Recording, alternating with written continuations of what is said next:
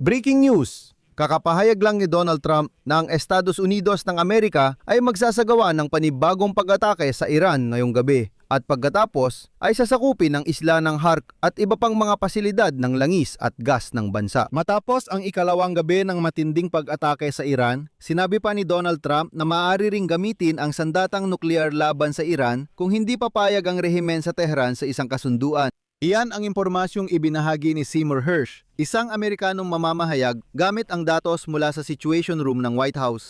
Mayong gabi nagpakawala ang Estados Unidos ng halos 50 Tomahawk missile sa Iran at malayong lumilipad ang mga eroplano ng Amerika sa himpapawid ng Iran.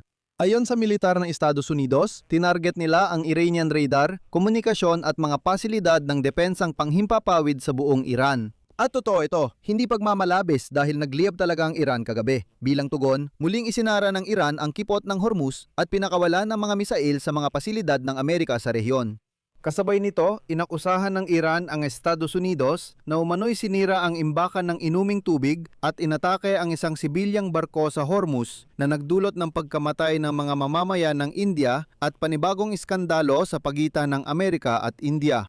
Samantala, lalo pang pinapataas ni Trump ang tensyon at sinasabing matagal nang planado ang pag-atake sa Iran kahit ang opisyal na dahilan ay ang pagpabagsak ng Iran ng isang Amerikanong helikopter noong Lunes.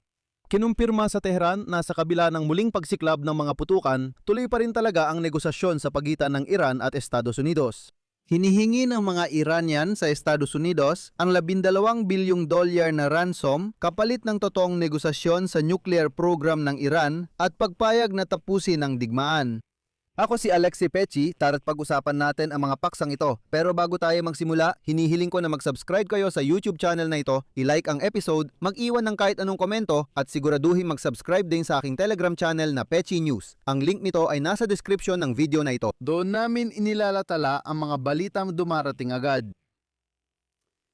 Dalawang magkasunod na gabi nang inaatake ng militar ng Amerika ang Iran at hayagang layunin ng Washington na pilitin ang Tehran na sumuko at pumirma ng kasunduan sa Estados Unidos. Sinabi ng militar ng Estados Unidos na inatake nila ang mga kagamitan ng Iran para sa pagmamanman, komunikasyon at depensang panghimpapawid sa buong bansa. Narinig ang mga pagsabog sa mga lungsod na malapit sa kabisera ng Tehran, kabilang ang pasilidad ng Karjak, Minab, Nazarabat at Karaja. Ilang pasilidad malapit sa kipot ng Hormuz tulad ng Sirik, Bandar Abbas, Kesh at Isla ng Hark ay naging target ng pag-atake ng Estados Unidos.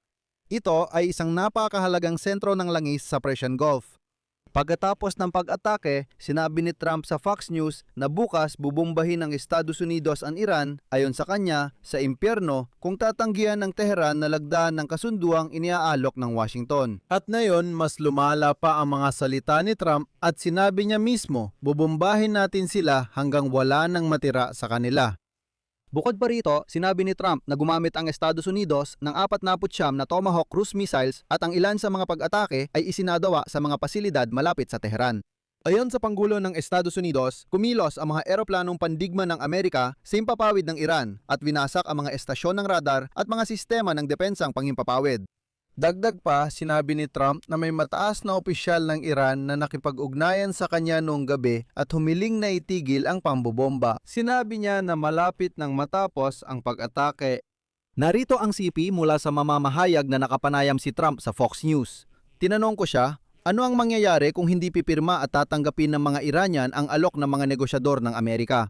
Sinabi ni Pangulong Trump, bukas ng gabi, bubombahin natin sila hanggang maubos. Sa ganitong paraan, iniiwan ng Pangulo ang opsyong militar kung hindi pumirma ang mga Iranian sa kasunduan na magbubukas ng kipot ng Hormuz at magtitiyak na di nila mapapaunlad ang programang nuklear upang makagawa ng bombang nuklear.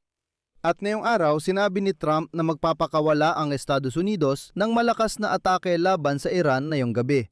At pagkatapos ay sasakupin nila ang isla ng Hark at iba pang mga pasilidad ng infrastruktura ng langis ng bansa. Ngayon, narito ang pinakamahalagang pahayag ni Donald Trump. Ang Estados Unidos ay atake sa Iran na kanilang flotilla, Air Force, mga radar, air defense at lahat ng iba pang anyo ng depensa kasama ang karamihan sa kanilang kakayahang umatake ay nawasak na. Isang napakalakas na atake ngayong gabi. Sa malapit na hinaharap, sasakupin natin ang Khark Island at iba pang oil infrastructure para ganap nating kontrolin ang kanilang pamilihan ng langis at gas. Halos katulad ng ginawa natin sa Venezuela na napakaganda ang naging resulta para sa Venezuela at para sa Estados Unidos ng Amerika. Bukod pa rito, sinabi ng Amerikanong mamamahayag at Pulitzer Prize winner na si Seymour Hersh na ayon sa impormasyon mula sa kanyang mga source sa White House, si Trump ay nagtatanong sa kanyang mga tauhan tungkol sa posibilidad ng paggamit ng sandatang nuklear laban sa Iran. Tiniyak niya na ngayong linggo, tinalakay ni Trump ang posibilidad ng paggamit ng sandatang nuklear laban sa Iran kung hindi ito pumayag sa kasunduan matapos ang serye ng pambobomba. Sabi ng mamamahayag, ang usapan ay tungkol sa pag-atake sa mga pasilidad sa ilalim ng lupa para sa paggawa ng misil sa Iran. Nagplano rin ang pinuno ng White House na balaan ng mga otoridad ng Iran na seryosong kinokonsidera ng Washington ang paggamit ng sandatang nuklear para mapilitang magbigay ng konsesyon ng Iran. Kasabay nito, gumanti ang Iran sa pag-atake ng US sa gabi sa pamamagitan ng pag-atake sa mga base ng Amerika. Inanunsyo ng Corps na mga tagapagtanggol ng Islamikong Revolusyon ng Iran na inatake nila ang 18 pasilidad ng Amerika sa mga airbase sa Kuwait at Bahrain, pati na rin ang ika-5 fleet ng hukbong dagat ng Estados Unidos sa Bahrain. Iniulat ng Corps na mga tagapagtanggol ng Islamikong Revolusyon na muli nilang inatake ang Al-Azraq Airbase sa Jordan gamit ang 12 ballistic missiles sa ikalawang magkasunod na gabi. Bukod pa rito, nagbabala rin ang pinagsamang command ng Iran na paputukan nila ang sinumang barko na susubukang dumaan sa Strait ng Hormuz.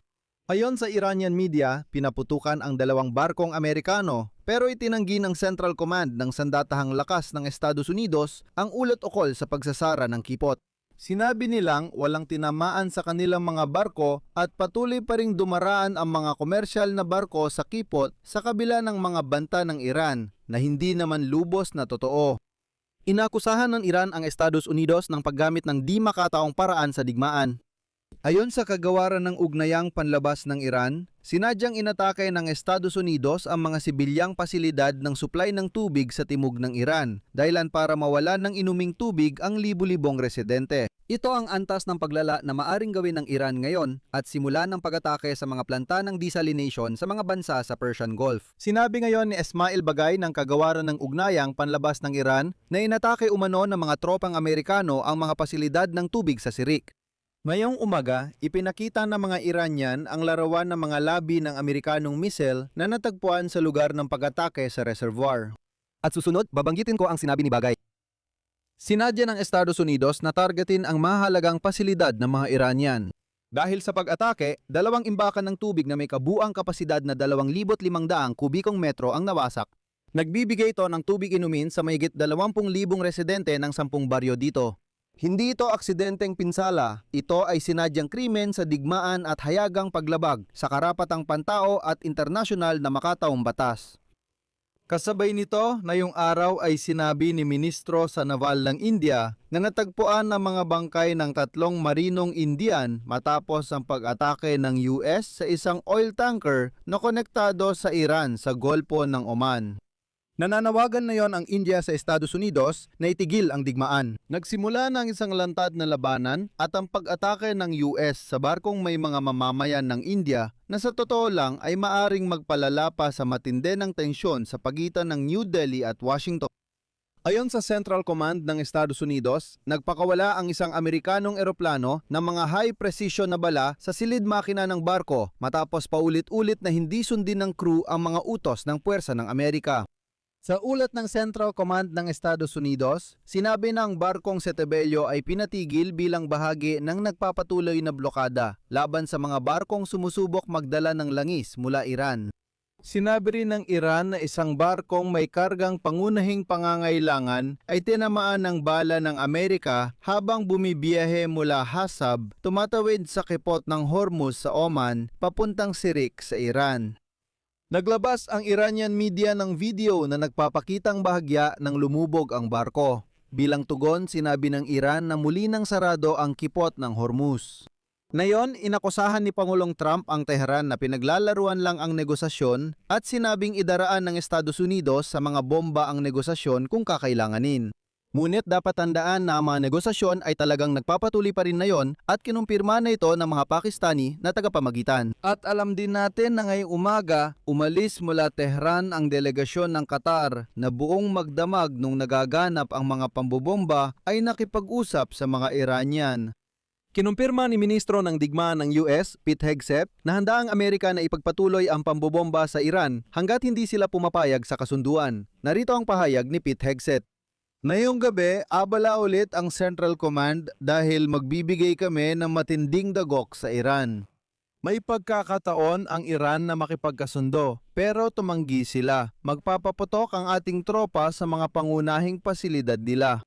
Hindi ito para simulan muli ang digmaan, kundi para ilahad ang mga kondisyon ng kasunduan. Kung kailangan namin idaan sa mga bomba ang negosasyon, idaraan namin ito sa mga bomba.